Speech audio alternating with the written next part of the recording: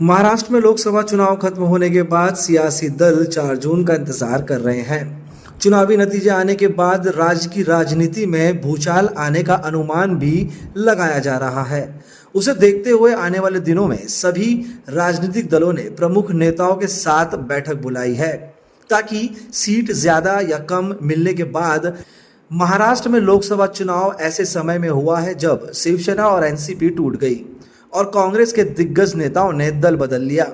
BJP ताकतवर बनकर उभरी है, लेकिन क्या चुनाव के नतीजे उसके फेवर में आएंगे या फिर जितनी सीटें जीती थी उतनी ही सीट जीत पाएगी?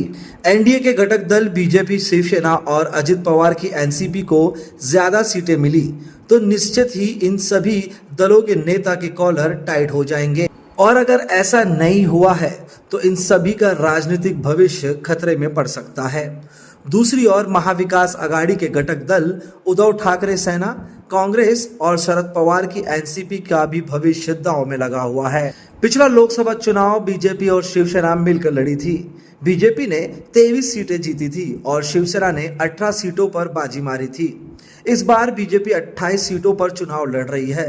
सर्वे का हवाला देते हुए बीजेपी 35 सीटों पर चुनाव लड़ना चाहती थी, लेकिन उसकी सहयोगी पार्टी शिंदे से नहीं बन पाई। अगर शिंदे सेना की सीटें कम आई तो बीजेपी निश्चित ही सीएम शिंदे को विलन ठहरा सकती है।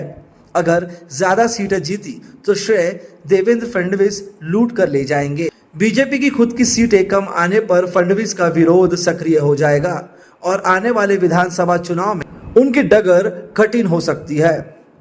दिल्ली में भी फडणवीस का राजनीतिक वजन कम हो जाएगा। फडणवीस के राजनीतिक करियर के लिए ये लोकसभा चुनाव बहुत ही महत्वपूर्ण है। एनसीपी में अगर अजित पवार की कम सीटें आई तो उनकी पार्टी में बड़ी फूट से इनकार नहीं किया जा सकता। उनकी पार्टी को छोड़ने वाले संख्या तेज हो जाएगी। दोनों की प्रतिष्ठान बारामती सीट पर लगी हुई है। सुप्रिया सुले और सुनेत्रा पवार बारामती सीट से उम्मीदवार है। एनसीपी के लिए चुनावी नतीजे बहुत ही मायने रखते हैं। शरद पवार की पार्टी 10 सीटों पर चुनाव लड़ रही है, जबकि अजित पवार को 4 ही सीटें मिल पाई है। इस चुनाव में उद्धव ठाकरे को बड़ा फायदा होता नजर आ रहा है। बाला साहेब ठाकरे की शिवसेना और उद्धव बाला साहेब ठाकरे की पार्टी है। पार्टी किसी के भी साथ गठबंधन कर सकती है।